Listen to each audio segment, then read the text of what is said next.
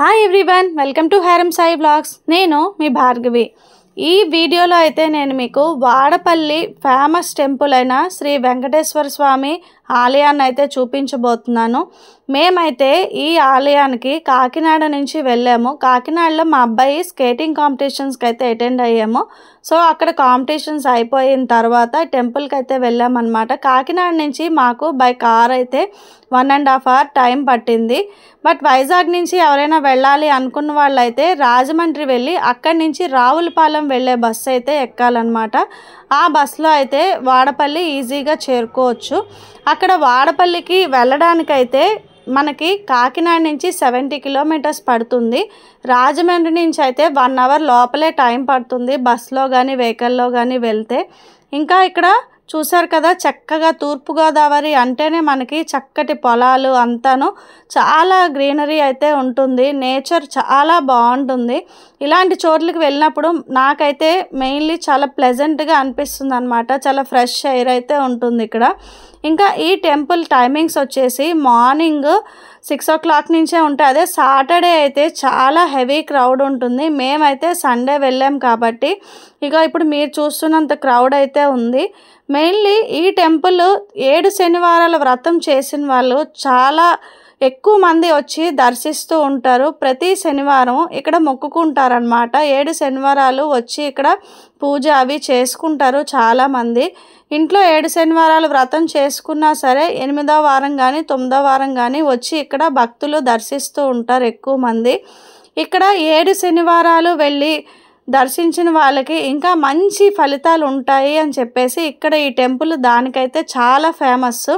మెయిన్గా పెళ్ళి అవ్వని వాళ్ళకి, ఇంకా పిల్లలు పుట్టని వాళ్ళకి, ఇలాంటి వాళ్ళందరూ ఈ 7 శనివారాల వ్రతం అయితే చేస్తున్నారు ఈ మధ్యన.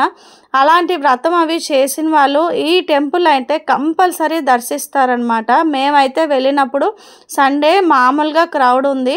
బట్ సాటర్డే వెళ్తే చాలా హెవీ క్రౌడ్ అయితే ఉంటుందంట. అక్కడ వాళ్ళందరూ మాకు చెప్పారు. మేము కూడా వెళ్ళినప్పుడు 12:30 అలా అయిపోయింది. సో 1 o'clockకి మధ్యాహ్నం టెంపుల్ క్లోజ్ చేస్తారు. మళ్ళీ ఈవినింగ్ 4-4:30 అలా తీస్తారనమాట. సో మేమైతే 200 rupees టికెట్ తీసుకొని వెళ్ళాము. ఫ్రీ దర్శనం కూడా ఉంటుంది.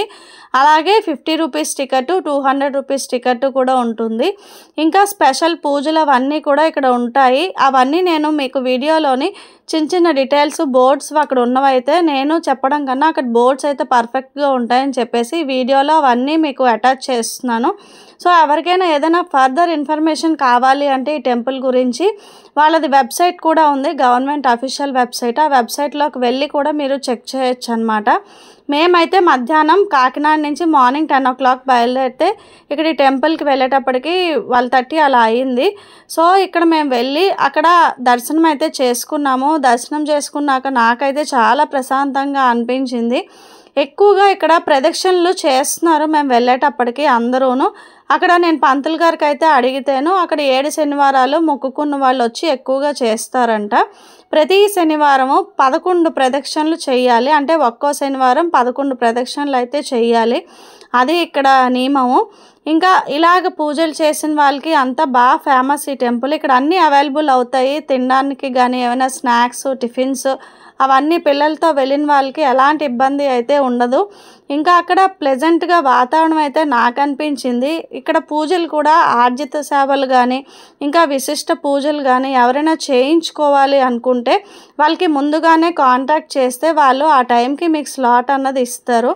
అంతేకాకుండా చిన్నపిల్లలు బిలో 2 yearsతో వెళ్ళిన వాళ్ళకి, ఇంకా హ్యాండిక్యాప్డ్ వాళ్ళకి కూడా ఇక్కడ స్పెషల్ టైమింగ్స్ అయితే ఉన్నాయి.